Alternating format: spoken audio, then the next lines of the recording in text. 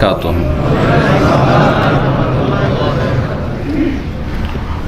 إن الحمد لله نحمده ونستعينه ونستغفره ونعوذ بالله من شرور أنفسنا ومن سيئات أعمالنا من يهده الله فلا مضل له ومن يضلل فلا هادي له وأشهد أن لا إله إلا الله وحده لا شريك له وأشهد أن محمدا عبده ورسوله صلى الله تعالى عليه وعلى آله وصحبه وسلم تسليما كثيرا. يا أيها الذين آمنوا اتقوا الله حق تقاته ولا تموتن إلا وأنتم مسلمون. يا أيها الناس اتقوا ربكم الذي خلقكم من نفس واحدة وخلق منها زوجها وبث منهما رجالا كثيرا ونساء واتقوا الله الذي تساءلون به والأرحام إن الله كان عليكم رقيبا. يا أيها الذين آمنوا اتقوا الله وقولوا قولا سديدا يصلح لكم أعمالكم ويغفر لكم ذنوبكم ومن يطع الله ورسوله فقد فاز فوزا عظيما. أما بعد فإن خير الحديث كتاب الله وخير الهدي هدي محمد صلى الله عليه وسلم وشر الأمور محدثاتها وكل محدثة بدعة وكل بدعة ضلالة وكل ضلالة في النار. সম্মানিত দিনী ভাতৃমণ্ডলী, উলামায়ে কেরাম, আল্লাহ রাব্বুল আলামিনের প্রশংসা যে আল্লাহ রাব্বুল আলামিন আমাদের উপর অসংখ্য রহমত, বরকত এবং আল্লাহ রাব্বুল আলামিনের মার্জনা যা সব সময় আমাদের জন্য হতে আছে তার যাবতীয় প্রশংসা। বলুন আলহামদুলিল্লাহ। যে আল্লাহ রাব্বুল আলামিন আমাদের রব, পালনকর্তা, তিনি সব কিছুই করেন, সব কিছুর মালিক তিনি সমস্ত ইবাদত বন্দেগীর হক রাখেন একমাত্র, তিনি একমাত্র সত্য মাবুদ। তার সুন্দর সুন্দর নাম রয়েছে, সুন্দর সুন্দর গুণাবলী রয়েছে। ওয়ালিল্লাহিল আসমাউল হুসনা ফাদউহু বিহা। আল্লাহর সুন্দর সুন্দর নাম রয়েছে, সেগুলির মাধ্যমে আল্লাহকে ডাকো। অসংখ্য সালাত ও সালাম আমাদের প্রিয় নবী, শেষ নবী, রহমতুল্লিল আলমিন মুহাম্মদুর রাসূলুল্লাহ সাল্লাল্লাহু আলাইহি ওয়াসাল্লামের ওপর। আজ 22শে শাবান 1443 হিজরি মোতাবেক 25শে মার্চ 2022 রমজান মাসের দরজায় আলহামদুলিল্লাহ আমরা পৌঁছে গেছি। বাকি দিনগুলি আল্লাহ যেন আমাদেরকে হায়াত দান করেন, সুস্থ রাখেন। যেসব ভাইয়েরা এখানে বিশেষভাবে অংশ নিয়েছেন এবং প্রত্যেক মোমেন মোমেনাতের জন্য দোয়া করি যে যেখানে আছেন, প্রত্যেক ভালো মানুষের জন্য দোয়া করি যে যেখান থেকেই আমাদের আলোচনা শুনছেন অথবা শুনবেন অথবা না শুনছেন, তবুও মুমিন মুসলিম ভাই হিসাবে সবার জন্য দোয়া করি। আল্লাহ রাব্বুল আলামিন সকলকে যেন ভালো কাজের, ভালো কথার তৌফিক দান করেন এবং আল্লাহ রাব্বুল আলামিন সুস্থ রেখে, নিরাপদ রেখে, সার্বিক সুস্থতা দিয়ে, ঈমানি সুস্থতা, ঈমানি হায়াত এবং তার সাথে পার্থিব হায়াত আর তার সাথে সুস্থতা এবং শারীরিক, মানসিক, সার্বিক দিক থেকে সুস্থতার সাথে আল্লাহ রাব্বুল আলামিন যেন আমাদেরকে রমজান পর্যন্ত পৌঁছিয়ে দেন। আল্লাহুম্মা বাল্লিগনা রমাদান ওয়া ওয়াফিকনা লিসিয়ামিহি ওয়া কিয়ামিহি ওয়া সালিহি আমালিহি। আল্লাহ রাব্বুল আলামিন যেন আমাদেরকে রমজান পর্যন্ত পৌঁছে দেন এবং রমজানের সিয়াম, কিয়াম, যাবতীয় নেক আমলে আল্লাহ যেন যথাযথ তৌফিক দান করেন। আমাদের যেহেতু রমজানের কাছাকাছি আমরা এই সম্মিলন আলহামদুলিল্লাহ এখানে করছি এবং অনুষ্ঠিত হচ্ছে ইয়ামামা ক্যাম্প, দাম্মাম মজদুই এলাকা এটি বলা হয়, এয়ারপোর্ট রোড সবাই জানে, আর মজদুই এলাকা বলে। এজন্য যে ইয়ামামার কয়েকটি আরও ক্যাম্প রয়েছে পরিচিতির জন্য। এই ইয়ামামা ক্যাম্পের ভাইরা মাশাআল্লাহ তাবারাকাল্লাহ এত সুন্দর যে আয়োজন করেছেন আপনাদের জন্য, আর বিশেষ করে দীর্ঘ 2 বছরের বেশি মহামারী করোনার পরে এই জন্য এই সম্মেলনের গুরুত্ব আরও বেশি আমাদের কাছে পেয়েছে। যে দীর্ঘ সময় আমরা একত্রিত হতে পারিনি, বিশেষ করে ভালো কাজের জন্য একত্রিত হওয়াটা আরও বেশি মুশকিল ছিল। আল্লাহ রাব্বুল আলামিন আমাদের জন্য সহজ করে দিয়েছেন। পাশাপাশি বসাটা, চিন্তা করুন যে এমন একটা সময় গেছি মানুষ মানুষকে দেখে কত যে ভয় করত, যে কি জানি এর কাছেই যাব না, কাছে গেলে কোন বালা মুসিবত আসে। একটা আল্লাহ রাব্বুল আলামিনের যেন একটি পাকড়াও ছিল, আযাব ছিল। এটা আপনাদেরকে সবসময় অনুভূতিতে রাখতে হবে। আল্লাহ যে আযাব উঠিয়ে নিয়েছেন, আল্লাহ রাব্বুল এই যে ভয় ভীতি উঠিয়ে নিয়েছেন, এই মহামারীকে উঠিয়ে নিয়েছেন, এজন্য আমাদের করণীয় আছে, অবশ্যই আছে না নেই? কি করণীয়? আল্লাহর নেয়ামতের শুকরিয়া আদায় করতে হবে। সেই নিয়ামতটা ইতিবাচক হোক অথবা নেতিবাচক হোক। ইতিবাচক কিছু ভালো পেয়েছেন, এটা হচ্ছে ইতিবাচক নিয়ামত। কোনো বালা মুসিবত আযাব দূর হয়েছে, এটা আযাব যে দূর হয়েছে নেতিবাচক, এটাও নিয়ামত। নিয়ামত দুই রকমের। যদি আপনার জীবনে ভালো কিছু আসে সেটাও নিয়ামত, আর খারাপ কিছু ঘনিয়ে এসেছিল, চেপে ধরেছিল, সেটা দূরীভূত হলো, এটাও নিয়ামত। এই দুই রকমের নিয়ামতের শুকরিয়া আদায় করতে হবে সব সময়। তো এই সময় আল্লাহর বিশেষভাবে অসংখ্য শুকরিয়া আদায় করি, বলুন আলহামদুলিল্লাহ। আল্লাহর শুকরিয়ার পরে শুকরিয়া আদায় করি ইয়ামামা, যে বিশাল কোম্পানি, সৌদি আরবের প্রায় শহরগুলিতে রয়েছে। এই কোম্পানির যারা কর্মকর্তা দায়িত্বশীল রয়েছেন সর্বস্তরের, আসল মালিক থেকে শুরু করে তার নিচে যারাই রয়েছেন, এবং বিশেষ করে বাংলা ভাষাভাষী আমাদের যে ম্যানেজার বা দায়িত্বশীল ভাই রয়েছেন, তার শুকরিয়া আদায় করি। তার কঠোর পরিশ্রম, মেহনত এবং স্পেশাল সাপোর্টে, সহযোগিতায় এই যে মহাসম্মেলন করা সম্ভব হয়েছে। আল্লাহ যেন তাকে জাযায়ে খায়ের দান করেন। এর সাথে আমাদের যতগুলি ভলেন্টিয়ার ভাইরা রয়েছেন, আমাদের ভাই বুরহান, আরও সব ভাইরা, অনেকের নাম জানি না, চেহারাই চিনি কিন্তু নাম জানি না, মনেও রাখতে পারি না, মনে কিছু নেবেন না। তো তাদের আল্লাহ সকলকে আল্লাহ যেন জাযায়ে খায়ের দান করেন, সকলের ভালো আমল কবুল করেন, এবং এতে যার যতটুকু সহযোগিতা রয়েছে সেই অনুযায়ী আল্লাহ রাব্বুল আলামিন যেন তাদেরকে অশেষ প্রতিদান দান করেন। এবং সবচেয়ে বড় সহযোগিতা মনে রাখবেন, এখানে এসে কিছু দিনের কথা শোনা, এই যে আপনারা এখানে এসেছেন, অংশ নিয়েছেন, এইটাও আপনাদের সহযোগিতা। এই জন্য আপনাদের সকলের শুকরিয়া আদায় করি। জাযাকুমুল্লাহু খাইরান, বারাকাল্লাহু ফিকুম। আল্লাহ আপনাদেরকে ভালো বদলা দেন, আল্লাহ আপনাদের জীবনে বরকত দান করেন। আপনাদের সকলের, যাদের কথা বললাম, এবং যে কোনো মোমেন মোমেনাত, বিশেষ করে যারা এখানে এসেছেন, আল্লাহ রাব্বুল আপনাদের ছেলে মেয়েদের ভালো করুন, আগামী প্রজন্মকে নেক হায়াত দান করুন, এবং আল্লাহ রাব্বুল তাদেরকে সকলকে আমাদেরকে দিনের খাদেম হিসাবে, মুখলেস হিসাবে কবুল করুন, আমিন ইয়া রাব্বাল আলামিন। আমাদের শেখ মুখলিসুর রহমান এখানে নিয়মিত আসতেন, তিনি অসুস্থ আছেন। আর 2 দিন আগে তিনি ইন্ডিয়া পৌঁছেছেন, একটু আগেও কথা হয়েছে, যোগাযোগ হয়েছে, আলহামদুলিল্লাহ। উনি আজকে চেক আপ করিয়েছেন। তো বিশেষ করে তার জন্য দোয়া করবেন। তিনি একটি বড় অসুখ নিয়ে দেশে গিয়েছেন, আবার চিকিৎসার জন্য ভারতে গিয়েছেন। সুতরাং আল্লাহ যেন তাকে শেফায়ে কামেল দান করেন, পূর্ণ আরোগ্য দান করেন, দ্রুত আরোগ্য দান করেন, এবং সহি সালামতে আল্লাহ রাব্বুল আলামিন মোবারক দেশে যেন ফিরিয়ে নিয়ে আসেন। এই দোয়া আপনারা সকলে করবেন, আল্লাহ রাব্বুল আলামিন যেন তৌফিক দান করেন। আমাদের শেখ মাহবুব রয়েছেন সাথে, জাযাহুল্লাহ খায়ের, আমাদের সার্বিক সহযোগিতায় সবসময় থাকেন। আল্লাহ যেন তাকে জাযায়ে খায়ের দান করেন। শুকরিয়া আদায় করলে এক কথা এক করে শুকরিয়া আদায়ের শেষ নাই, কিন্তু আশা করি যথেষ্ট সবার শুকরিয়া আদায় করছি। জাযাকুমুল্লাহু খায়রান। রমজান মাস কাছে এসেছে। রমজান মাসের ফজিলত, রমজান মাসের আমলের ফজিলত, রমজান মাসের বিভিন্ন দিক নিয়ে আমি যদিও মাঝখানে অথবা শেষ দিকে এসে পৌঁছেছি, শেখ মাহবুব হাফিজাহুল্লাহ তাআলা ওয়া ওয়াফাকাহু তিনি আলোচনা করছিলেন। আশা করি আপনারা ছিলেন, সিংহভাগ মানুষ শুনেছেন। আর তারপরে অনেক ভাইরা এসেছেন, মাশাআল্লাহ তাবারাকাল্লাহ। বিশাল মসজিদ যে ফুল হয়েছে, আল্লাহ রাব্বুল যেন আপনাদের এই নেক আমল কবুল করুন। এবং নেকির মজলিসে, দিন শিখার মজলিসে বসলে যে ফজিলত রয়েছে 4টি, সবগুলি যেন আল্লাহ পূর্ণ মাত্রায় আল্লাহ আপনাদেরকে দান করেন। নাজালাত আলাইহিমুস সাকিনা, কি বলেছেন? 4টি ফজিলত কে বলতে পারেন? একটি হচ্ছে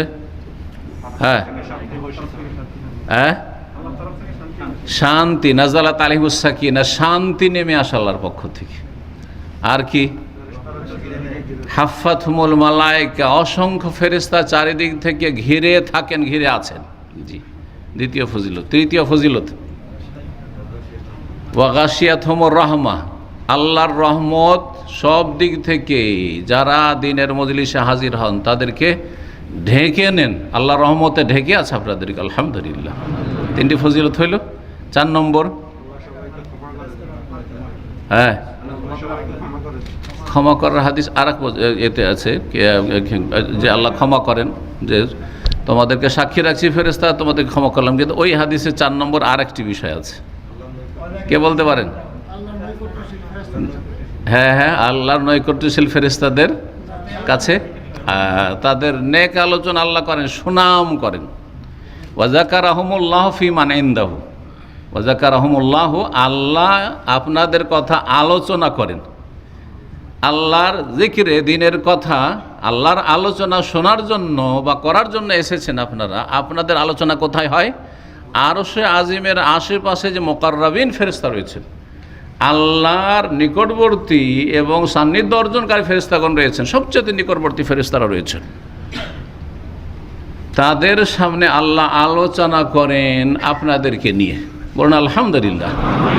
আল্লাহ রাব্বুল যেন কবুল করেন এবং এই ভালো ফলাফলগুলি যেন দান করেন। এগুলির সাথে সাথে যেটা আসল উদ্দেশ্য সেটা হচ্ছে যে দ্বীনের জ্ঞান অর্জন করা, এলেম শিখা ফরজ।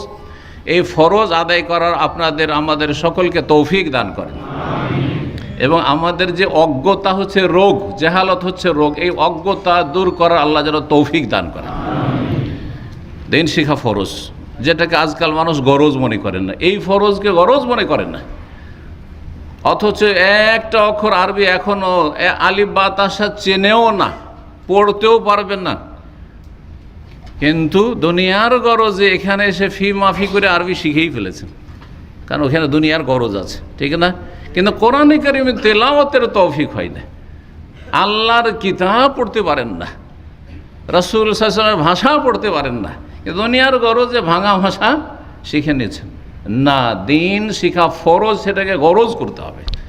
যখন গরজে পরিণত করবেন যে এটা আমার গরজ, তখন অবশ্যই সেটা শেখা সহজ হয়ে যাবে এবং অবশ্যই সেটা লাভ করতে পারবেন। আল্লাহ যেন তৌফিক দান করেন।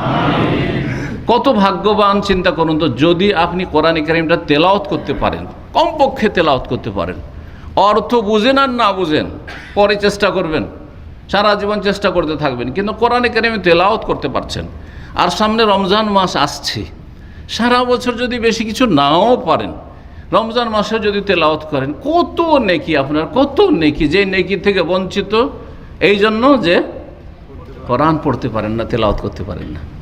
জুমাবারে জুমা মসজিদে গিয়ে আধা ঘন্টা 40 মিনিট বসে থাকছেন খতিবের আগে, খতিব আসার আগে, দেখছেন যে অনেকেই কোরআন পড়ছে, অনেকে সূরা কাহফ পড়ছে, কিন্তু হতভাগা কোরআন শিখেননি, কোরআন পড়তে পারেন না, যার ফলে ফেলফেল করে চেয়ে আছেন, এদিক সেদিক তাকাচ্ছেন। হচ্ছে না? হচ্ছে না? তাদের সংখ্যা বেশি না? যারা কোরআন পড়তে পারে তাদের সংখ্যা বেশি, যারা পারে না তাদের সংখ্যাই বেশি। তাহলে আমাদেরকে কি এই অজ্ঞতা দূর করতে হবে না? আমাদের এই ফরজকে গরজ করতে হবে না? আল্লাহ যেন তৌফিক দান করেন। আসল বিষয়ের দিকে আসি। রমজান মাস আসছে, আমরা যে কোনো একটা মৌসুম আসে বা যে কোনো একটা সময় আসে, বিশেষ সময়, তার জন্য প্রস্তুতি নিই, তার জন্য প্রস্তুতি নিই। আপনারা ছুটি যাচ্ছেন না দেশে, প্রবাস থেকে ছুটি যাবেন এই 1 সপ্তাহের মধ্যে বা এই 15-20 দিনের মধ্যে, তখন কি করেন? দেশে যাওয়ার প্রস্তুতি নেন। হ্যাঁ, যতগুলি প্রস্তুতি আছে, কি লাগবে মায়ের জন্য, বাপের জন্য, ভাই বোনদের জন্য, তারপর আত্মীয় স্বজন, বন্ধু বান্ধব আছে, গ্রামবাসী আছে, হ্যাঁ, শ্বশুর মহল আছে, ওদের বাড়িতে কাকে কি দিতে হবে, কি করতে হবে, কি কেনাকাটা, বরং এটা গোটা বছর ধরে চলতে থাকে। বা যারা 2 বছরের ছুটি 2 বছর ধরে চলতে থাকে। মাঝে মাঝে যাচ্ছেন, শিখো মার্কেটে গেলেন আর দেখলেন যে কোনটা সস্তা পাওয়া যায়, দেখি তো দেশে নিয়ে যাওয়ার মতো কোনটা সস্তা পাওয়া যায়, আগে থেকে কিনতে থাকেন। কিন্তু এসব অভিজ্ঞতা আছে, ঠিক না?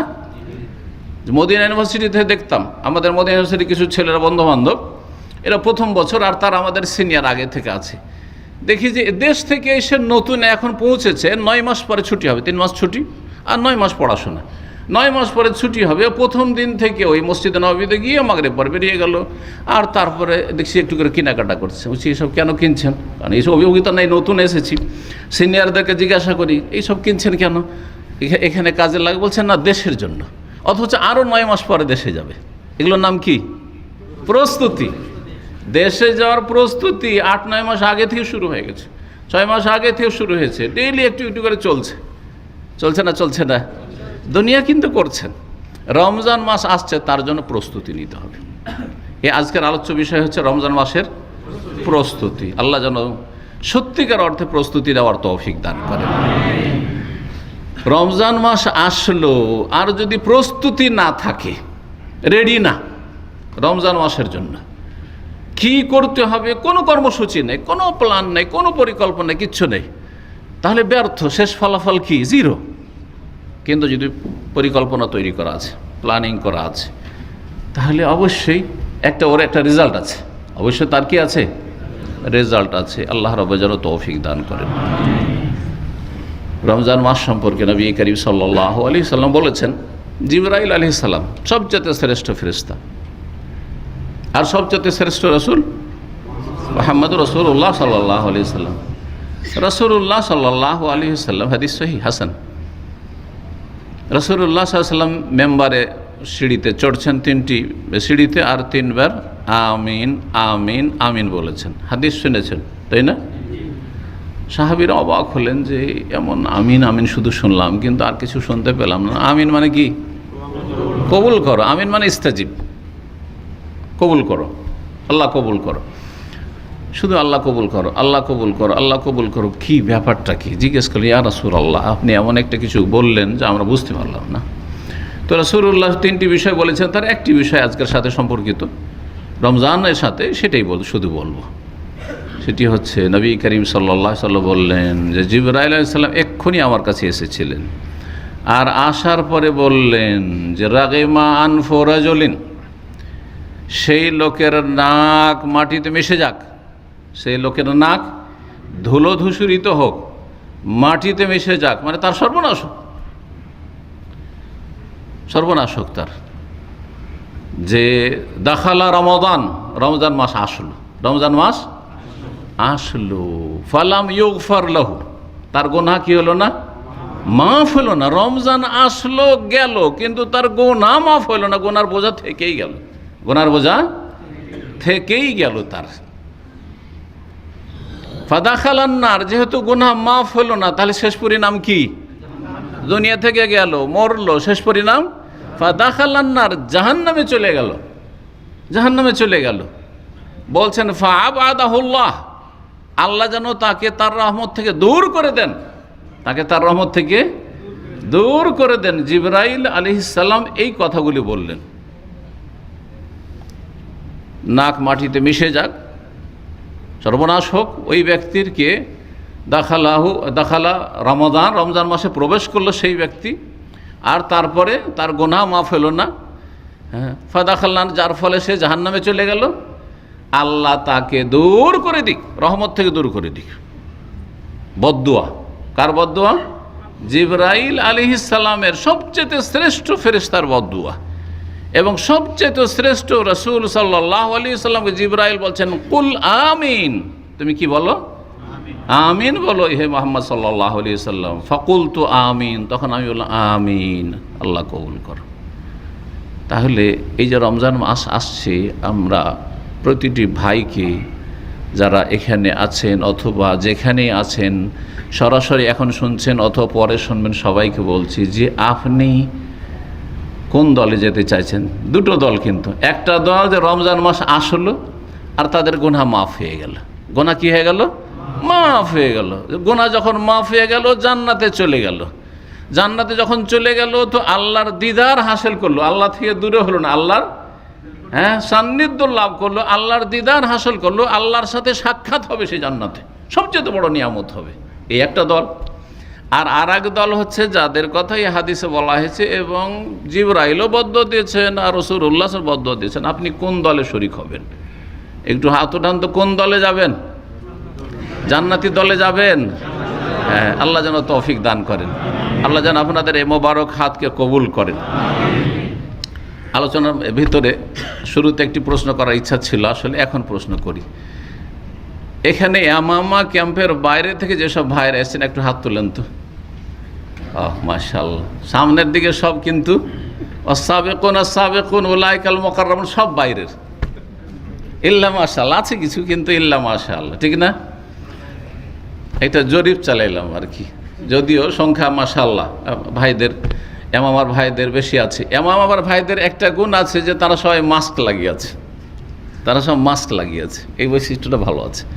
বাকি আপনাদের অনেকে কিন্তু মাস্ক রাখেননি, গেটে মাস্ক ছিল, আমাকে পর্যন্ত দিয়েছে, কিন্তু আমি যদি মাস্ক লাগাই তো জানি না আওয়াজ শুনতে পাবেন কি না। আর আমি আসলে মাস্ক থেকে খুব বাঁচি, আল্লাহ ভরসা, আল্লাহ ভরসা একটু বেশি। মাস্ক থেকে বাঁচি, খুব বাঁচার চেষ্টা করি, যেখানে দেখি যে আইনে বাধ্য সেখানে লাগাই। আর এখানে যেহেতু একটু দূরে দূরে আছি তো চলবে, আপনাদের মতো অত কাছাকাছি না, সেই জন্য আমার উপর কিয়াস আপনারা করিয়েন না যে শেখ লাগিয়ে নেই তো আমরাও লাগাবো না, তো এটাও করিয়েন না, আপনারা লাগান। তো মাস্ক লাগিয়ে থাকলেই ভালো, কারণ এগুলো সোশ্যাল মিডিয়াতে যাবে, এগুলো সোশ্যাল মিডিয়াতে যাবে, সবাই দেখবে, প্রশাসনের নজরে আসবে, দুনিয়ার নজরে আসবে, যার ফলে আমরা সবসময় আইনকে শ্রদ্ধা করি। আলহামদুলিল্লাহ, যেখানে থাকবেন আইনকে শ্রদ্ধা করবেন, এতে আপনার দুনিয়াও ভালো হবে, আখিরাত ভালো হবে। ওয়াউলিল আমরি মিনকুম, শাসকদের আদেশগুলি মানো, বৈধ আদেশগুলো কী করতে হবে? মেনে চলতে হবে। আল্লাহ যেন তৌফিক দান করেন। তো রমজানের প্রস্তুতি নিতে হবে, কয়েকটি পয়েন্ট বলবো রমজানের প্রস্তুতি সম্পর্কে, কিন্তু সবগুলি পয়েন্টের খোলাসা হচ্ছে যে রমজানের প্রস্তুতি হচ্ছে সম্পর্ক ভালো করা। আমি এত সহজ ভাষায় আপনাদেরকে বলার চেষ্টা করছি, কারণ এখানে সর্বস্তরের লোকেরা আছেন, শিক্ষিত লোকেরাও আছেন, একেবারে সাধারণ লোকেরাও আছেন, সবাই আছেন, যার ফলে যাতে সবাই বুঝতে পারেন, ছোট কচি কাচ্চারাও আছেন, বাচ্চারাও আছেন, সবাই বুঝতে পারে কি করতে হবে। রমজানের প্রস্তুতি কি মনে রাখবেন, কি করতে হবে? সম্পর্ক ভালো করতে হবে, সুসম্পর্ক বহাল রাখতে হবে, সুসম্পর্ক কায়েম রাখতে হবে। জি হ্যাঁ, এখন এর উপরে প্রশ্ন হচ্ছে যে কার সাথে সুসম্পর্ক রাখতে হবে। হ্যাঁ, কার সাথে সম্পর্ক ভালো রাখতে হবে। ভালো যদি থাকে তো সেটাকে কন্টিনিউ করতে হবে, মানে ভালো রাখতে হবে, বহাল রাখতে হবে, অব্যাহত রাখতে হবে। আর যদি ভালো না থাকে তো সম্পর্ক ভালো করতে হবে। এজন্য সম্পর্ক ভালো রাখতে হবে বলেছি, করতে হবে বলিনি। করতে হবে যদি বলি তাহলে যেন আপনাদের বিরুদ্ধে অভিযোগ যে আপনাদের সম্পর্ক ভালো নেই, তাই না? এটা নয় কিন্তু, হ্যাঁ, এই যে ভাষাগত সূক্ষ্মতা। সম্পর্ক ভালো কি করতে হবে? রাখতে হবে, যাদের আছে সেটাকে টিকিয়ে রাখতে হবে, যেন আবার আগামীতে সম্পর্ক খারাপ না হয়ে যায়। এতদিন সম্পর্ক ভালো আছে কিন্তু দিলের সম্পর্ক খারাপ করে, এটা না হয়। আর যাদের সম্পর্ক খারাপ আছে বা সম্পর্কে কিছুটা তিক্ততা আছে, অবনতি আছে, সম্পর্কে উন্নতি নিয়ে আসতে হবে। কি নিয়ে আসতে হবে? সম্পর্কে উন্নতি সাধন করতে হবে, এগিয়ে নিয়ে যেতে হবে সম্পর্কটাকে। এখন প্রশ্ন হচ্ছে কার সাথে সম্পর্ক ভালো করতে হবে? কেউ উত্তর দেবেন নাকি? যে উত্তর দেবেন না হাত তুলবেন। শুধু আল্লাহর সাথে? হ্যাঁ, আল্লাহর কোরআনের সাথে, ব্যাস দুটো। তাহলে আমার সাথে সম্পর্ক খারাপ করবেন, বাপ্পার সাথে সম্পর্ক খারাপ করবেন, রুমমেটের সাথে সম্পর্ক খারাপ করবেন, আত্মীয়তার সাথে সম্পর্ক খারাপ করবেন, স্ত্রীর সাথে সম্পর্ক খারাপ করবেন, হ্যাঁ, স্বামীর সাথে মহিলারা সম্পর্ক খারাপ করবে? তাহলে শুধু আল্লাহর সাথে আর শুধু কোরআনের সাথে বললে তো হবে না। যদি আসল হচ্ছে ওইটাই, ঠিক আছে আপনাদের কথা, কিন্তু অসম্পূর্ণ। হ্যাঁ, আমি বলতে চাইবে, এই জন্য বলেছি সম্পর্কটা ভালো রাখতে হবে। সম্পর্ক কী করতে হবে? ভালো রাখতে হবে। আল্লাহ রাব্বুল আলামিন সম্পর্ক ভালো রাখতে বলেছেন, সম্পর্ক ভালো রাখতে বলেছেন। সবচাইতে বড় হক কার? বাপ মায়ের, না রাসূলুল্লাহর সাল্লাল্লাহু আলাইহি ওয়াসাল্লাম, না আল্লাহর, না স্বামীর, না স্ত্রীর, না ছেলেমেয়ের? কিন্তু সবারই হক আছে, সবারই কিন্তু অধিকার প্রাপ্য আছে, আছে না নেই? পাওনা সবারই আছে, কিন্তু সবচেয়ে বড় হক হচ্ছে কার? আল্লাহ রাব্বুল আলামিনের হক। আতাদরি মা হাক্কুল্লাহি আলা ইবাদিহি, হে মুআজ তুমি কি জানো যে আল্লাহর হক বান্দার ওপর কি? জিজ্ঞাসা করেছেন না মুআজ বিন জাবাল রাদিয়াল্লাহু তাআলা আনহুকে। তিনি ভাবছেন যে নবী সাল্লাল্লাহু আলাইহি ওয়াসাল্লাম হয়তো এমন কিছু বলবেন, কি বলতে কি বলি, কি বললেন তখন? আল্লাহ ওয়া রাসূলুহু আ'লাম, আল্লাহ এবং তার রাসূল সাল্লাল্লাহু আলাইহি সাল্লাম সবচেয়ে বেশি জানেন, সবচেয়ে বেশি জানেন। যতদিন রাসূলুল্লাহ সাল্লাল্লাহু আলাইহি সাল্লাম জীবদ্দশায় ছিলেন তখন সাহাবারা এইভাবে বলতেন, কারণ সামনে আছেন। তাহলে সাহাবায়ে কেরাম চাইতে অনেক বেশি জানছেন রাসূলুল্লাহ সাল্লাল্লাহু আলাইহি ওয়াসাল্লাম, এই জন্য আল্লাহ এবং তার রাসূল বেশি জানেন। কিন্তু রাসূলুল্লাহ ইন্তেকালের পরে সালাফগণ, তারপরে সাহাবায়ে কেরাম, তাবেঈন, তাবা তাবেঈন, তারপরে আইম্মায়ে কেরাম, কেউ আল্লাহ রসুল ভালো জানেন এই কথা বলেননি। আল্লাহ এবং তার রসুল ভালো জানেন এই কথা বলেন। কি বলেছেন? আল্লাহু আ'লাম।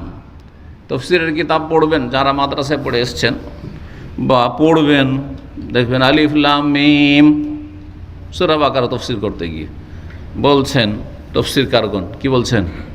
আল্লাহু আ'লামু বিমুরাদিহি, আল্লাহ এর উদ্দেশ্য সবচাইতে বেশি জানেন, ভালো জানেন।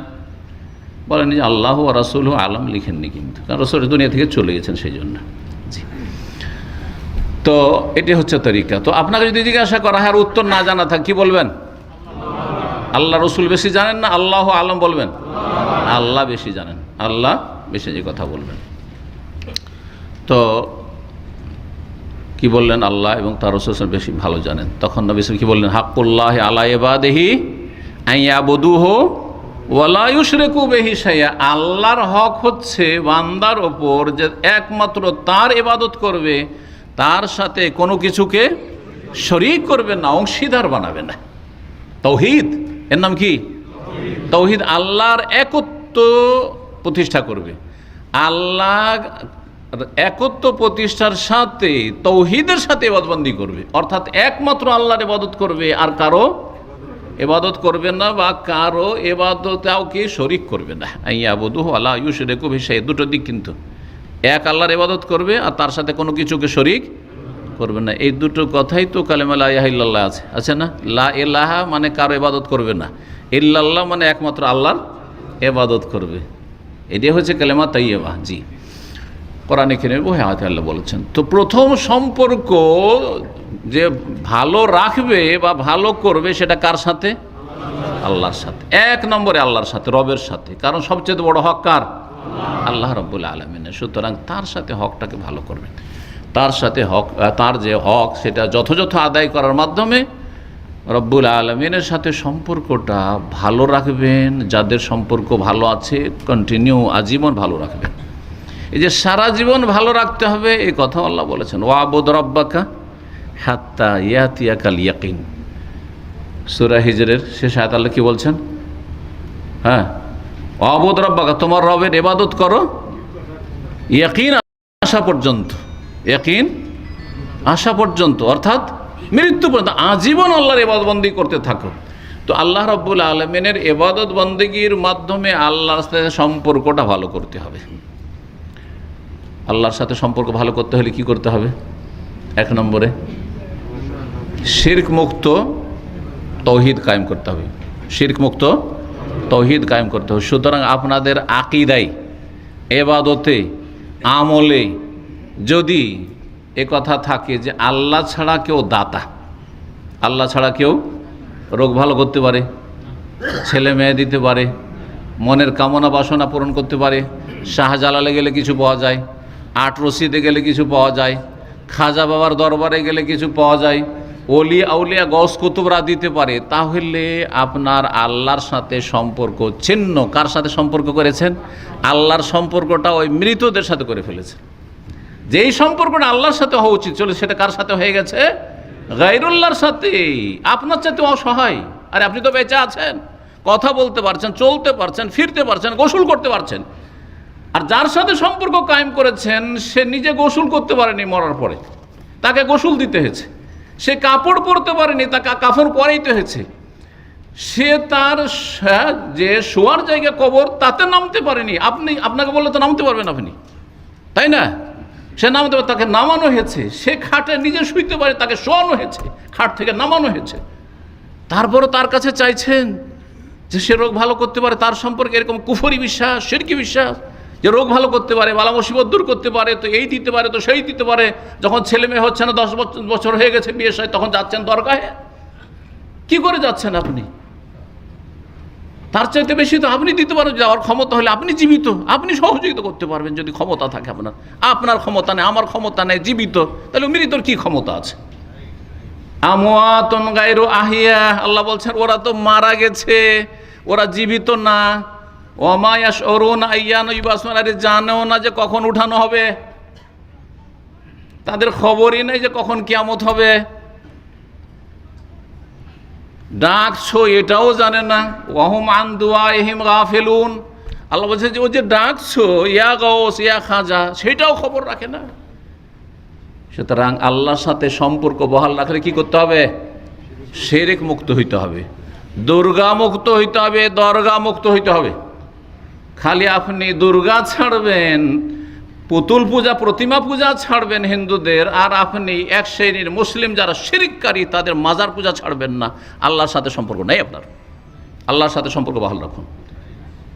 বিশ্বের সমস্ত মুসলিমদেরকে বলবো যে আল্লাহর সাথে সম্পর্ক বহাল রাখলে শিরক মুক্ত সহি আকীদা হইতে হবে। এবং অমুসলিমদেরকে বলবো যে আল্লাহর সাথে রব, তিনি আমাদের সৃষ্টিকর্তা শুধু না, সমস্ত মানুষের সৃষ্টিকর্তা, সমস্ত মাখলুকাতের সৃষ্টিকর্তা, তার সাথে সম্পর্ককে বহাল করুন, সম্পর্ক কায়েম করুন, স্থাপন করুন। আল্লাহ যেন প্রতিটি মানুষকে আল্লাহ তৌফিক দান করেন। কারণ সমস্ত মানুষকে আল্লাহ সম্বোধন করে বলেছে ইয়া আইয়ুহান নাস, হে মানব সকল। এ কথা না আইয়ুহাল মুসলিমুন খালি বলেননি, কি বলেছেন? ইয়া আইয়ুহান নাস। আপনারা হয়তো কোনোদিন চিন্তা করেননি, যারা একটু করে তর্জমা, অন্তত কোরআনের তর্জমা পড়ে, আর না হলে কোরআনের তর্জমা আছে কিন্তু পাবেন এগুলোতে, আর মসজিদও রাখা আছে। বাংলা কোরআনের তর্জমা নিয়ে পড়বেন। প্রথম যেটা আল্লাহর পক্ষ থেকে সম্বোধন, সূরা ফাতিহা গেল, আর সূরা ফাতিহার পরে কোন সূরা শুরু হইল? সূরা বাকারা শুরু হলো। সূরা বাকারা শুরু হয়ে কয়েকটা আয়াত যাওয়ার পরে প্রথম সম্বোধন আছে, কি বলে? ইয়া আইয়ুহাল্লাযীনা আমানু, না ইয়া আইয়ুহান নাস? ইয়া আইয়ুহান নাস, ইয়া আইয়ুহান নাস, হে মানব সকল, উবুদু রাব্বাকুম, তোমাদের রবের ইবাদতবন্দি করো, তোমাদের রবের ইবাদতবন্দি করো। মুসলিম অমুসলিম প্রতিটি মানুষকে আল্লাহ সম্বোধন করেছেন। সুতরাং রমজান আসার আগে প্রস্তুতি মানব জাতির হচ্ছে, প্রস্তুতি বিশেষ করে যারা মুসলিম বলে দাবি করেন, প্রস্তুতি হচ্ছে যে আল্লাহর সাথে সম্পর্ক বহাল করতে হবে এবং বহাল রাখতে হবে, সম্পর্ককে মজবুত করতে হবে তৌহিদ প্রতিষ্ঠার মাধ্যমে, শিরক মুক্ত হওয়ার মাধ্যমে। তাবিজ তোমার কারোর গায়ে যদি থাকে, কারো বাড়িতে থাকে, গাড়িতে থাকে, তাবিজ থেকে মুক্ত হইতে হবে, বালা থেকে মুক্ত হইতে হবে, তাগা থেকে মুক্ত হইতে হবে, গায়রুল্লাহর কসম করা থেকে মুক্ত হইতে হবে, লোক দেখানো কাজ থেকে মুক্ত হবে, যত রকমের বড় শিরক ছোট শিরক সবগুলি থেকে মুক্ত হইতে হবে। এর মাধ্যমে আল্লাহর সাথে সম্পর্ক সুন্দর করতে হবে, সম্পর্ক ভালো করতে হবে বলেছি, কিন্তু মনে রাখবেন 2 নম্বর পদক্ষেপ, আপনি যে মুসলিম এর প্রমাণ কি? মুসলিমের প্রথম প্রমাণ কি? সালাত। মুসলিমের পরিচয় হচ্ছে সালাত। মুসলিম আর অমুসলিমে পার্থক্যকারী কি? যদি বলে যে কালেমা, তো কালেমার বিশ্বাস তো এখানে আছে, কালেমা তো বুকের লেভেলে ঘুরেন না, না ঘুরছেন রাস্তাতে? হ্যাঁ, অন্তরে আছে, অন্তরে কালেমার প্রতি বিশ্বাস আছে, আপনার লা ইলাহা ইল্লাল্লাহ বিশ্বাস আছে, মুহাম্মদুর রাসূলুল্লাহ বিশ্বাস আছে, আপনি এর শাহাদাত দিয়েছেন, এটা জন্মসূত্রে পেয়েছেন অথবা দিয়েছেন, সবসময় তার দেওয়া লাগে না, তাই না? তাহলে রাস্তাঘাটে চলতে ফিরতে মুসলিম আর অমুসলিমে কি করে চেনা যাবে? এই 5 ওয়াক্ত যখন আজান হবে ওই সময় চিহ্নিত হয়ে যাবে। আজান হইলে অমুসলিম ঘরে ঢুকবে, আর মুসলিম কোথায় ঢুকবে? মসজিদমুখী হবে। আজান হলে শয়তান আজানের আওয়াজ যেদিক থেকে আসে ওই দিক থেকে উল্টো দিকে পালায়, পক্ষান্তরে মুসলিম যে হবে সে যেদিক থেকে আজান আসছে সেই দিকে পালাবে, সেদিকে ছুটবে, যে তাড়াতাড়ি যাই মসজিদে জামাত ধরতে হবে, ঠিক কিনা? চিন্তা করুন। তাহলে এর মাধ্যমে আপনি পরিচয় দিলেন যে আপনি মুসলিম। সুতরাং আল্লাহর সাথে সুসম্পর্ক বহাল রাখতে হলে 5 ওয়াক্ত সালাত আদায় করতে হবে, নামাজি হইতে হবে।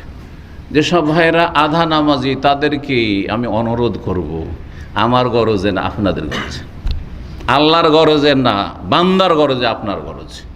হয়তো আপনি হেদায়েত হলে ওর একটা ভাগ করে আল্লাহ স্পেশাল আমাকে দেবেন, আর হেদায়েত যদি নাও হন কেউ, আর আমি মেহনত করি, তো মেহনতের ফল অবশ্যই দেবেন, ঠিক কিনা? কিন্তু লাভটা কার? 3 ওয়াক্ত পড়েন, 4 ওয়াক্ত পড়েন, ফজর পড়েন না, আজকে থেকে 5 ওয়াক্ত ধরলেন, লাভ কার? আপনার লাভ, যে আপনার রবের সাথে সম্পর্কটা ভালো হয়ে গেছে। রমজান আসার আগেই মরার আগেই আল্লাহর সাথে সম্পর্কটা ভালো করে আল্লাহর কাছে গিয়েছেন আপনি। সম্পর্ক আল্লাহর সাথে ভালো কোনো চিন্তা আছে? যিনি জান্নাতের মালিক তার সাথে সম্পর্ক ভালো, যিনি জাহান্নামের মালিক তার সাথে সম্পর্ক ভালো, সুতরাং আমাকে জাহান্নামে দেবেন না তিনি, আর তার সাথে আমার সম্পর্ক ভালো। জি, আল্লাহ যেন বোঝার তৌফিক দান করেন। তারপরে অন্য অন্য ফরজ আসবে, জাকাত আসবে। যারা পয়সাওয়ালা মানুষ জাকাত দেওয়ার মাধ্যমে সম্পর্ক ভালো করবেন। রমজান মাসের সিয়াম, রোজা আসছে, সবগুলি রোজা রাখবেন। বাহানা করবেন না যে মেহনতের কাজ, কষ্টের কাজ, হ্যাঁ না, যথাসাধ্য চেষ্টা করবেন। দরকার হলে বেতন একটু কম পান, দরকার হইলে আপনি সেই ক্ষেত্রে আপনি এত পারবো না, ঠিক আছে, দুনিয়ার কাজ আমি বাদ দিয়ে দেবো, দুনিয়ার কাজ বাদ দিয়ে দেবো, কিন্তু আপনাকে রমজান মাসের সিয়াম ফরজ অবশ্যই রাখতে হবে। জি, এতে কোনো রকমের নয় যে পারলাম রাখলাম, না হইলে রাখলাম না, ডিউটিটা ঠিক থাকলো। 500-700 রিয়াল, 1000 রিয়ালের জন্য আপনি আখেরাতকে ধ্বংস করছেন, আপনি জাহান্নামে যাবেন, আপনি জান্নাত থেকে বঞ্চিত হচ্ছেন, আপনি এত হতবাগা হইলে হয়? আল্লাহ যারা বোঝার তৌফিক দান করে। আল্লাহর সাথে সম্পর্ক ভালো করতে হবে এইভাবে সবগুলি ফরজ আদায়ের মাধ্যমে। আর হারাম, নাজায়েজ, কাবিরা গুনাহ, বিশেষ করে মুসলিম জীবনে আপনার আমার জীবনে যেগুলো আছে সেগুলি থেকে এক এক করে সেগুলিকে চিহ্নিত করে শনাক্ত করে সেগুলি থেকে মুক্ত হওয়ার চেষ্টা করতে হবে। প্রত্যেকে কিন্তু নিজের বায়োডাটা জানেন না? আপনি নোংরা ছবি দেখেন, জানা নাই আপনার? কেউ যদি হারাম খায়, ধূমপান করে, জানা নাই? হ্যাঁ, মদ খায় তো তার জানা নেই? কেউ যদি এই ধরনের আরও যেসব পাপ রয়েছে, অশ্লীলতা রয়েছে, সেগুলিতে লিপ্ত আছে, জানা নাই? হ্যাঁ, কারো গীবত করে, জানেন না? চগলখড়ি করে, জানেন না? হ্যাঁ, কারো সাথে খারাপ সম্পর্ক রেখেছে, দুশ্মনী করেছে, ক্ষতি করেছে, জানা নেই? হ্যাঁ, কেউ টাকা পাবে, জানা নেই আপনার? আমরা জানি না, কিন্তু আপনি জানছেন যে আমার কাছে এই পাওনা আছে। সুতরাং আল্লাহর সাথে সম্পর্ক বহাল করতে হবে, ইতিবাচক নেতিবাচক। আবার বলছি, যেগুলো ফরজ সেগুলি সবগুলি করার চেষ্টা করবেন, এতে কোনো কমতি করবেন না। আর যেসব হারাম না যায় সেগুলি থেকে মুক্ত হবেন। কিভাবে মুক্ত হবেন? তওবার মাধ্যমে মুক্ত হওয়া, আর তার সাথে ইস্তেগফার করা। অতীতে গত দিনগুলিতে যে পাপগুলি হয়ে গেছে সেগুলির জন্য আল্লাহর কাছে ইস্তেগফার, ক্ষমা চাইবেন। এটা হচ্ছে ইস্তেগফার মানে ক্ষমা চাওয়া। ভুল করেছেন সেজন্য তো ক্ষমা চাওয়া। আর তওবা মানে ফিরে আসা। এই ফিরে আসাটা কি? এটা হচ্ছে গুনাহ বন্ধ করে দেওয়া। 3টি কথা মনে রাখবেন। গুনাহ কি করা? বন্ধ করে দেওয়া, স্টপ। আর গুনাহ হবে না আমার দ্বারা, আর পাপ হবে না, আর আমি সিগারেট খাবো না, আর ফজর ছাড়বো না, ঠিক আছে না? আর সালাতে কমতি করব না, আর রোজাতে কমতি করব না, ফরজ ঠিক রাখবো। বন্ধ করলেন। আর 2 নম্বর, গুনাহ হয়েছে এর জন্য অনুশোচনা, অনুতপ্ত হওয়া, লজ্জিত হওয়া, আমি মুসলিম, চরম অন্যায় করেছি। জি, নিজেকে ধিক্কার দেওয়া, নফসে লাওয়ামা, নিজেকে মালামত করছেন, ধিক্কার দিচ্ছেন। জি। 3 নম্বর, আগামীর জন্য প্রতিজ্ঞা করা। এগুলোকে কি বলা হয়? এগুলোকে তওবার শর্ত বলা হয়। এগুলো কি বলা হয়? তওবার শর্ত কয়টি? 3টি। যদি আল্লাহর হক নষ্ট করেন, সেই ক্ষেত্রে, আল্লাহর হকের ক্ষেত্রে, আল্লাহর হক থেকে ফিরে আসছে, নষ্ট করছিলেন, আর নষ্ট করবো না, তাহলে এই 3টি শর্ত। মানুষের হক আছে, পাওনা আছে, মানুষের জুলুম করেছেন, স্ত্রীর উপর জুলুম করেছেন, অনেকে কিন্তু জুলুম করেন, স্বামীর উপর জুলুম করেছেন, প্রতিবেশীর উপর জুলুম করেছেন, কোনো অমুসলিমের জুলুম করেছেন, তাহলে কি করতে হবে? ক্ষমা নেওয়ার হলে ক্ষমা চাইতে হবে। আর যদি পেমেন্ট করার হয় তাহলে পেমেন্ট করতে হবে, পরিশোধ করে। টাকা পাবে আপনার কাছে, আর শুধু তওবা পড়ছেন হবে? ইস্তেগফার পড়ছেন হবে না? মোটে হবে না। সুতরাং এই কথাগুলি যেন মনে থাকে। আশা করি তওবার শর্তগুলি মনে থাকবে ইনশাআল্লাহ তাআলা। আল্লাহর সাথে সম্পর্ক ভালো হয়ে গেল। আল্লাহর পরে কার হক? রাসূলুল্লাহ সাল্লাল্লাহু আলাইহি ওয়াসাল্লাম হক। রাসূলুল্লাহ সাল্লাল্লাহু আলাইহি ওয়াসাল্লামের সাথে সম্পর্কটা ভালো করেন এবং ভালো রাখেন। কিভাবে? সুন্নতকে আঁকড়ে ধরার মাধ্যমে, আর বেদাতকে পরিত্যাগ করার মাধ্যমে। যদি আপনাদের জীবনে বেদাত থাকে, বেদাতগুলো বাদ দিয়ে দেন। মিলাদ আছে, বাদ দিয়ে দেন। শবে বরাতে হালুয়া রুটি আর শবে বরাতের ওইসব অনুষ্ঠান আছে, বাদ দিয়ে দেন। শবে কাদার করেন, শবে বরাত বাদ দেন, ঠিক আছে না? নিয়ত পড়া আছে, বাদ দিয়ে দেন। জায় নামাজের দোয়া পড়া আছে, বাদ দেন। সম্মিলিত মোনাজাত করা আছে, বাদ দেন। কত বেদাত আছে না দেশে, মরার নামে বেদাত যদি থাকে ওগুলো বাদ দেন। তো বিদআতকে ত্যাগ করার মাধ্যমে আর সুন্নতকে শক্ত করে ধর নবীর তরিকায় চলার মাধ্যমে কি করবেন? রাসূলুল্লাহ সাল্লাল্লাহু আলাইহি ওয়াসাল্লামের সাথে সম্পর্ককে বহাল রাখবেন বা সম্পর্ক স্থাপন করবে যাদের সম্পর্ক খারাপ হয়ে আছে। সম্পর্ক তাহলে অনেকের খারাপ হয়ে আছে। যারা বেদাত করছেন তাদের সম্পর্ক নবীর সাথে খারাপ নেই। কার তরিকায় চলছেন? মিলাদ করছেন নবীর তরিকা, নিয়ত পড়ছেন নবীর তরিকা। তাহলে একটা হাদিসে দেখা, আসেন ঠান্ডা মেজাজে আসেন, আর যদি বলেন আমি নবীর তরিকায় নিয়ত পড়ছি, তাহলে একটা হাদিসে দেখান যে অমুক হাদিস আছে নাওয়াইতু আন আসুমা গাদান লাকা মিন শাহরি রমাদান, রোজা রাখার নিয়ত। একটি হাদিসে দেখান যে এসার নিয়ত, অমুক হাদিস আছে নাওয়াইতু আন উসাল্লি লিল্লাহি তাআলা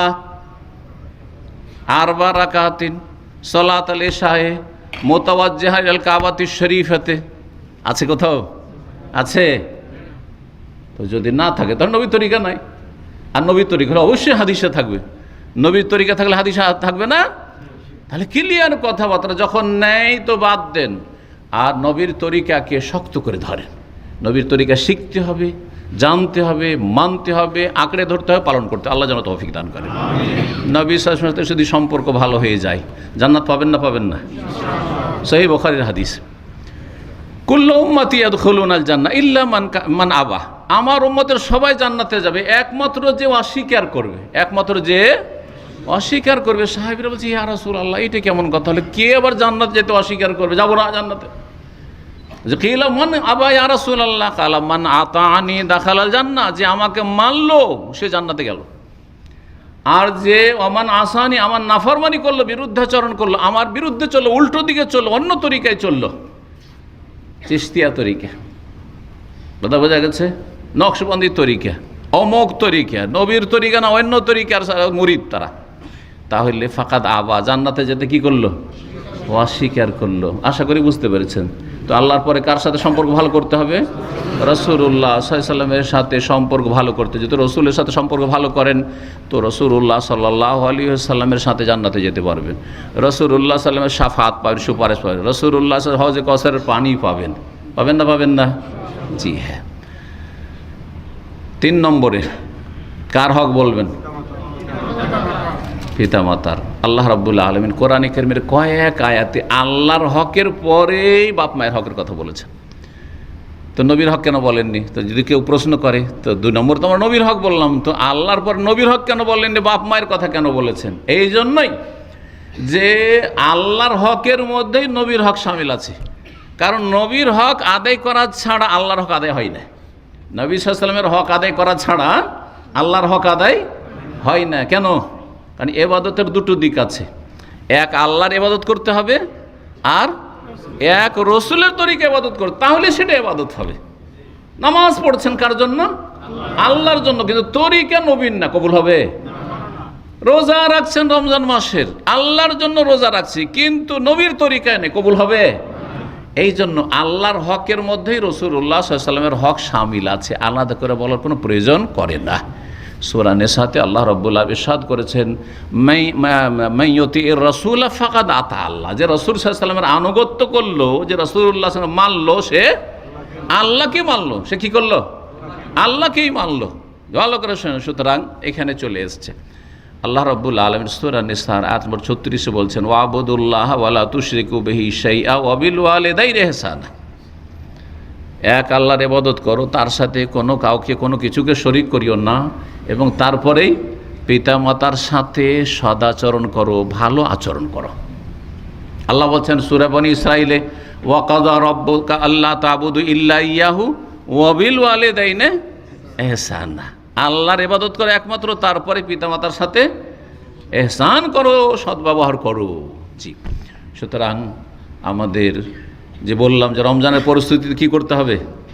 সম্পর্কটা ভালো রাখতে হবে, ভালো করতে হবে। যাদের বাপ মায়ের সাথে সম্পর্ক ভালো আছে সারা জীবন ভালো রাখতে হবে, যাদের সম্পর্ক ভালো নেই সম্পর্কটাকে ভালো করতে হবে। সুতরাং বাপ মায়ের সাথে যদি মনোমালিন্য থাকে, তিক্ততা থাকে, বাপ মা অসন্তুষ্ট থাকে, আর আসলে আপনার অপরাধের কারণে অসন্তুষ্ট রয়েছে, এমন নয় যে অনেক সময় বাপ মাই অপরাধী, আর অসন্তুষ্ট হয়েছে সেটা নয়, পারছেন না আপনি, এইরকম নয়, বরং আপনার ত্রুটির কারণেই আপনার উপর অসন্তুষ্ট হয়ে রয়েছে। তাহলে তাড়াতাড়ি করে রমজান আসার আগে আপনি ক্লিন হয়ে যান, রমজান মাস আসার আগে আপনি বাপ মায়ের সাথে সম্পর্কটা বহাল করুন এবং ভালো করুন। আল্লাহ যেন তৌফিক দান করেন। কারণ বাপ মা যদি রাজি তাহলে আল্লাহ রাজি। হাদিস আছে না নেই? একটা করে শুধু হাদিস বলছি, রেজা রব্বে ফি রেজাল ওয়ালেদে, রব রাজি হবে যদি পিতামাতা রাজি। এখানে ওয়ালেদ মানে শুধু পিতা নয়, পিতামাতা দুটোই। কথা বোঝা গেছে না? এটা হচ্ছে ব্যাখ্যা। যদিও শাব্দিক ওয়ালেদ মানে হচ্ছে বাপ, কিন্তু শাব্দিক অর্থ অনেক সময় হয় না বাপ অর্থ, কেন বাপের চাইতে মায়ের হক বেশি। হ্যাঁ, যদিও নেতৃত্বের ক্ষেত্রে বাপের হক বেশি, এটা অনেকে বুঝে না। নেতৃত্বের ক্ষেত্রে বাপের হক বেশি। নেতৃত্বের মশলা যদি আসে তখন বাপ বলছে যে মাদ্রাসায় পড়তে হয়, মা বলছেন না স্কুলে পড়তে হয়, কোনটা শুনবেন? নেতাকে। আর রেজাল কাওয়ামুন, তখন বাপের কথা শুনতে হবে। কিন্তু ধরেন সদ্ব্যবহারের ক্ষেত্রে কার বেশি হক? হ্যাঁ, চিকিৎসা করতে হবে, আর চিকিৎসার ক্ষেত্রে দুইজনের চিকিৎসা করবেন, কিন্তু বেশি গুরুত্ব দিতে হবে কার? মায়ের গুরুত্ব দিতে হবে বেশি। কথা বোঝা গেছে? এটাকে অনেকে বুঝে না, মনে করে যে না না না না বাপ কি, মা যেটা বলছে সেটা শুনবো না। বাপ হুকুম করনেওয়ালা কে? বাপ। সুতরাং বাপের হুকুম শুনতে হবে, একমাত্র যদি অন্যায় হুকুম করে সেটা ভিন্ন বিষয়। তো বাপ মায়ের সাথে সুসম্পর্ক বহাল রাখতে হবে, সুসম্পর্ক যার নেয় সুসম্পর্ক কায়েম করতে হবে। আল্লাহ যেন তৌফিক দান করেন। ওয়া সাখাতুর রাব্বি ফি সাখাতিল ওয়ালিদে, আর রব অসন্তুষ্ট হয়ে যাবেন, নারাজ হয়ে যাবেন যদি বাপ মা অসন্তুষ্ট থাকে, নারাজ থাকে। আল্লাহ যেন বাপ মাকে রাজি রেখে দুনিয়া থেকে বিদায় করার তৌফিক দান করেন। আর এটা বলা খানিকটা ভুল, কারণ দুনিয়া থেকে বিদায় করার তৌফিক দান করে তার মানে আমি থাকতে চাইছি, বাপ মাকে আগে বিদায় করতে চাইছি, এটাও নয়। কিন্তু উদ্দেশ্য এটা নয়। জি সবসময় স্বাভাবিক, এটা প্রাকৃতিক মতে সাধারণত এরকমটাই হয়ে থাকে, সেই জন্য বলছি আর কি। জি, তারপরে পিতামাতার পরে আসবে আত্মীয় স্বজন, তারপরে আসবে পাড়া প্রতিবেশী, আত্মীয় নয় অনাত্মীয় কিন্তু প্রতিবেশী। তাদের সাথে সম্পর্ক কি করতে হবে? বহাল করতে হবে। যদি বহাল না থাকে, যদি খারাপ থাকে ভালো করতে হবে, আর ভালো থাকে তো সেটাকে অটুট রাখতে হবে, অব্যাহত রাখতে হবে। আচ্ছা, এই যে পাড়া প্রতিবেশী বললাম, এতে আপনারা এই প্রবাস জীবন সামিল নেয় নাকি? আপনার রুমমেট ও তো সবচেয়ে ঘনিষ্ঠ প্রতিবেশী। যদি ডিউটি না থাকে 24 ঘন্টা রুমমেটের সাথে আছেন, ঠিক কিনা? একই পরিবারের মতো থাকছেন, সুতরাং তাদের সাথে সম্পর্কটা ভালো থাকতে হবে না? হবে না? আপনাদের যে বসেরা রয়েছে, ম্যানেজাররা রয়েছে, ফোরম্যান রয়েছে, সুপারভাইজার রয়েছে, তাদের সাথে সম্পর্ক ভালো থাকতে হবে কি হবে না? যেমন ওপরে যারা আছে তাদের সাথে সম্পর্ক ভালো থাকতে হবে, ঠিক তেমনি ওপরের ভাইদেরকে বলবো যারা নেতৃস্থানীয়, যারা কর্মকর্তা দায়িত্বশীল রয়েছেন, তাদেরও সম্পর্ক অধীনস্থ গরিবদের সাথে ভালো থাকতে হবে। এই নয় যে ওপরের তো খুব জি হুজুর সার করে খুব শ্রদ্ধা চান, কিন্তু আপনার আন্ডারে যারা কাজ করছে তাদের উপর জুলম অত্যাচার করছেন, তাদেরকে শান্তিতে থাকতে দিচ্ছেন না। যদি শিথিলতা করে, দিনের 1 দিনের বেতন কেটে, 1 ঘন্টা লেট করে আসছে 5 দিনের বেতন কেটে, জুলুম কিনা? আরে যতটা অপরাধ করবে ততটা শাস্তি দেবেন, ঠিক কিনা? যতটা অপরাধ করবে ততটা শাস্তি দেবেন। তো এইভাবে আমরা প্রত্যেকেই একজন অপরজনের সাথে সম্পর্ক কি করব? ভালো রাখবো, আর ভালো না থাকলে ভালো করব। নবী করিম সাল্লাল্লাহু আলাইহি ওয়াসাল্লাম বলেছেন, সপ্তাহে কয়দিন আল্লাহর কাছে আমলনামা পেশ করা হয়? 2 দিন। কি বারে? সোমবারে আর বৃহস্পতিবারে। সবার আমলনামা উন্নীত হয়, ওপরে নিয়ে যাওয়া হয়, আসমানে নিয়ে যাওয়া হয়। কিন্তু এক শ্রেণীর লোকের আমলকে আকাশের নিচে রেখে দেওয়া হয়, যেতে দেওয়া হয় না। তারা কারা? যাদের আপোষে শত্রুতা আছে, সম্পর্ক খারাপ আছে, এখনো তাদের মীমাংসা হয়নি, মিলে যায়নি, এই রকম লোকদের, তাদের সম্পর্কে কি বলেন আল্লাহর পক্ষ থেকে? কি বলা হয়? আল্লাহ রাব্বুল আলামিন কি বলেন? আল্লাহর ফেরেশতারা কি বলে? আল্লাহর পক্ষ থেকে ফেরেশতাদেরকে বলা আনজেরা হাজাইনে, এই যে 2 জনের লড়াই করেছে, ঝগড়া করেছে, এই 2 জনে মনোমালিন্য হয়ে আছে, এদেরকে সময় দাও, এদের আমলনামাগুলি নিচেই রাখো। হাত্তা ইয়াস্তালিহা, যতক্ষণ পর্যন্ত আপোষে এরা মীমাংসা না করে নিবে। ততক্ষণ পর্যন্ত এদের আমলগুলো নিচেই রাখো, ওপরে আসবে না। কথা বুঝতে পেরেছেন? তাহলে চিন্তা করুন, যদি আপনার রুমমেটের সাথে সম্পর্ক খারাপ থাকে, তাকে কষ্ট দিয়ে থাকেন, ক্ষমা নিতে হবে না হবে না? সে যদি কষ্ট দিয়ে থাকে আপনার কাছে ক্ষমা নেবে। আর যদি ক্ষমা না, অনেকে নালায়েক আছে, নিজেই জুলুম করবে আর নিজেই বাড়াবাড়ি করবে, আবার ও ক্ষমা কখনো ছোট হবে না। তাহলে কমপক্ষে আপনি একজন মুসলিমকে, সে জালেম হলো, সে মুসলিম কিন্তু কাফের হয়ে যায়নি, ঠিক না? জুলুম করেছে, মুসলিম হিসাবে তার সাথে সম্পর্ক ভালো রাখার চেষ্টা করবেন। আর সেই চেষ্টাটা হবে সালাম দিয়ে। নবী সাল্লাল্লাহু কি বলেছেন? ওয়া খায়রুহুমাল্লাযী ইয়াবদাউ বিস-সালাম। দুইজনে যদি দ্বন্দ্ব হয়, মনোমালিন্য হয়, কেউ কারোর সাথে কথা বলতে চাইছে না বা একটু তিক্ততা আছে, ওই দুইজনের মধ্যে কে বেশি ভালো? যে আগে সালাম দিতে পারবে। দেখা হলো সামনাসামনি, মসজিদে আসছে যাচ্ছে অথবা রুমে ঢুকছে, সালাম আলাইকুম, সাথে সাথে শেষ, সাথে সাথে শেষ। মদিনা ইউনিভার্সিটিতে সৌদি ছেলেদের সাথে রুমমেট হিসাবে থেকেছি আমি, 2-3 বছর থেকেছি। প্রথম দিকে 2-3 বছর আমি সৌদিদের সাথে থেকেছি, লাস্টের দিকে বিদেশিরা আরও কয়েকজন ছিল। আর প্রথম দিকে মাত্র তিনজন করে থাকতাম একটা রুমে, কখনো 2 জন থাকতাম, একজন সৌদি একজন আমি থাকতাম, এরকমও হয়েছে। তো হয়তো কি যে আমি রাত 11টার পরে পড়াশোনা করতাম না, আমার পড়াশোনা সীমিত, আর ঘুম একদম হিসাব করা। এই নয় যে রাত 2টা-3টা পর্যন্ত পড়তে থাকলাম, পরীক্ষার সময় চলে এসছে, এই কাজ আমি কোনোদিন করি না, এই ভুলটা আমি করিনি। এইরকম অনেকেই করে পড়াশোনার লাইফে, আগে থেকে পড়বে না কিন্তু পরীক্ষার সময় 24 ঘন্টা পড়াশোনা, সারা রাত পড়ছে, ফজর করে দিল, রাত 2টো বাজিয়ে দিল। না, আমার নিয়ম সারা বছর চলছে, 11টা পর্যন্ত পড়বো।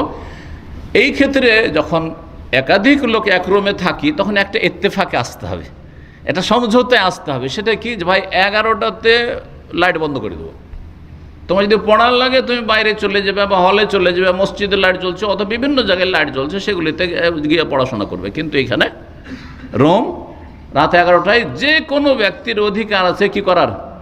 লাইট বন্ধ করে দেওয়ার ইত্তেফাক আগে থেকে করা আছে।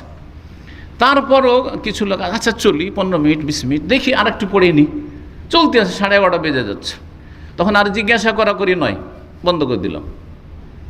হ্যাঁ, একটু মনটা খারাপ হবে, কিন্তু মানুষ তো কী হবে, মনটা খারাপ হবে না? যে আমি বই খুলে পড়ছিলাম আর তারপর ভোট করে বন্ধ করে দিই, যদিও কিন্তু আধা ঘন্টা লেট হয়ে গেছে, কিন্তু মানুষের এটা স্বভাব, একটু মন খারাপ হয়।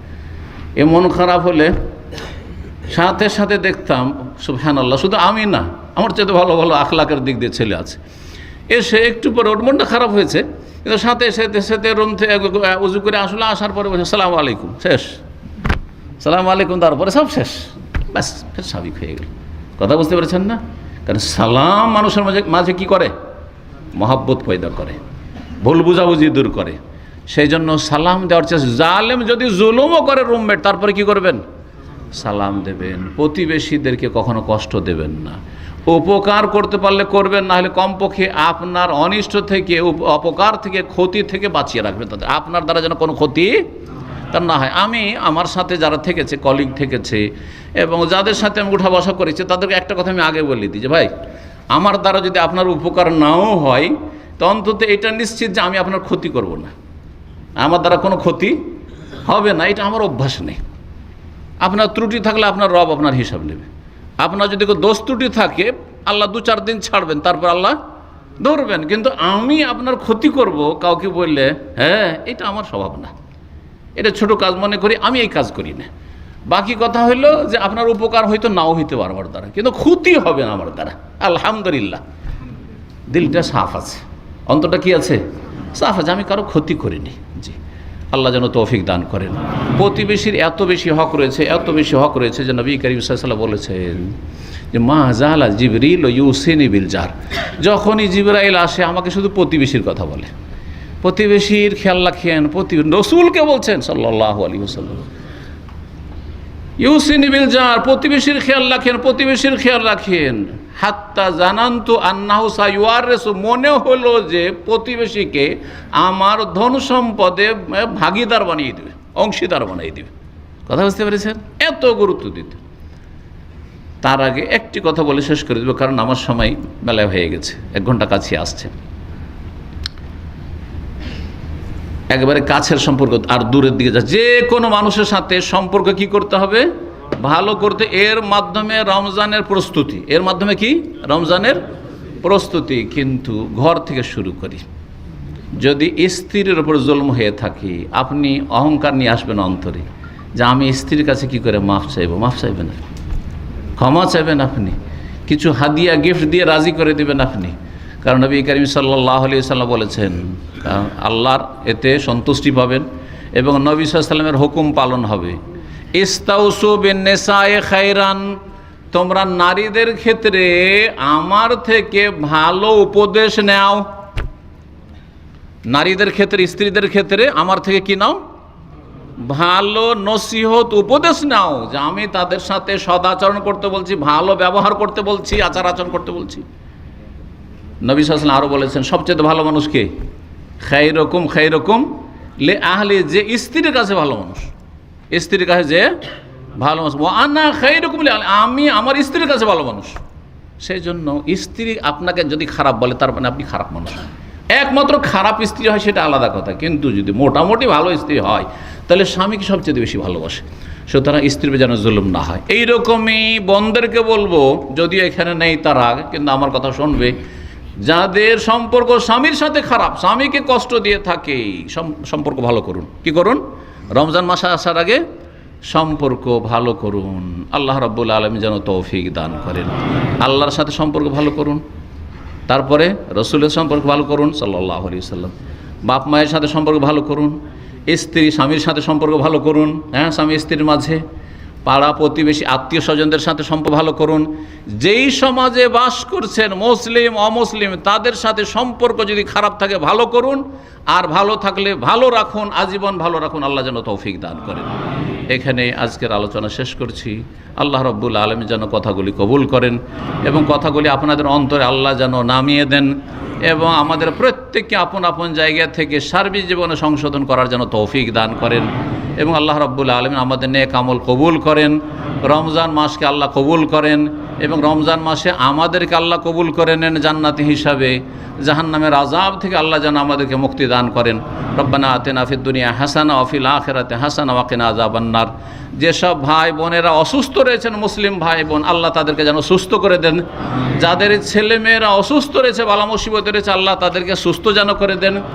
যারা যে কোনো রকমের পেরেশানিতে রয়েছে, শারীরিক মানসিক পারিবারিক পেরেশানিতে রয়েছে, আর্থিক কষ্টে রয়েছে, আল্লাহ যেন পেরেশানি বালা মুসিবতগুলিকে দূর করে দেন এবং আল্লাহ রাব্বুল আলামিন যেন আমাদের জীবনের প্রতিটি ক্ষেত্রে বরকত দান করেন এবং আল্লাহ রাব্বুল আলামিন বালা মুসিবত থেকে যেন সারা জীবন হেফাজতে রাখেন, ঈমানের অবস্থায় রাখেন, ইসলামের অবস্থা রাখেন এবং আল্লাহ রাব্বুল আলামিন আমাদেরকে যেন নিরাপদ জান্নাত পর্যন্ত পৌঁছার তৌফিক দান করেন। ওয়া সাল্লাল্লাহু ওয়া সাল্লাম আলা নবিয়িনা মুহাম্মদ ওয়া আলা আলিহি ওয়া সাহবিহি আজমাইন।